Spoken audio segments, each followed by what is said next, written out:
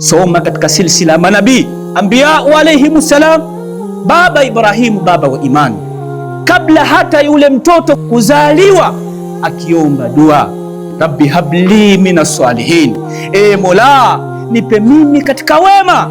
Bado hakuzaliwa. Allah anasema katika Qur'ani, fabasharnahu bighulamin halim, bali katika aya bighulamin alim, watoto wakatoka watoto wazuri kwa baba yetu Ibrahimu alayhi salam.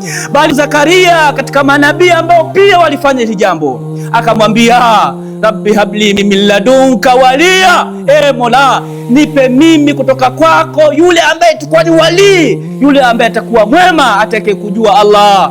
Hivi ndivyo walivyotufundisha manabii kabla hata ya kuzaliwa wale watoto, wakiwa katika matumbo mama zao wakifanya dua. 3 da'awati mustajabat, Mtume akasema dua 3 zinajibiwa moja kwa moja, la shaka fin, wala hakuna shaka katika hili. Minha dhakara Rasul sallallahu alaihi wasallam, katika hizo dua da'watul walidi ala waladi au liwaladi, kama ilivyokuja katika riwaya, dua ya mzazi kwa mtoto wake ikiwa ni njema inajibiwa. Allah atakuwafikisha mwanangu, Allah atakufungulia mwanangu, Allah atakupa wepesi mwanangu. Allah anajibu ndugu zangu, wala tusighafilike katika haya.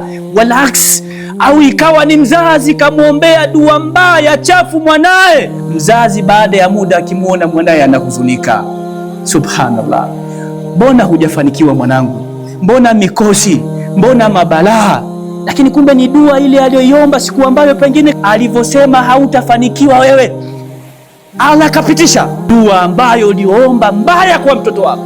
Katika vitu vya kuacha ndugu zangu watoto zetu ni dua zile njema nzuri ambazo Allah subhanahu wa ta'ala kaahidi kuzijibu.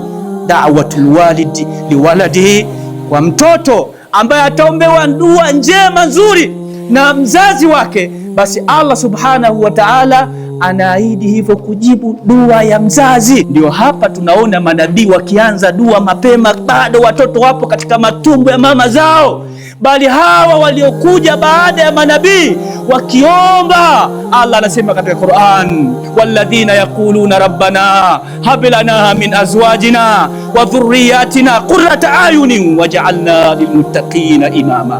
Wema hawa nao wakizungumza wakasema kumwomba Allah, Mola tupe sisi katika wake wema wazuri, lakini pia tupe watoto wale ambao watakuwa ni sehemu ya kutufariji katika maisha, iwe ni sehemu ya kutulia.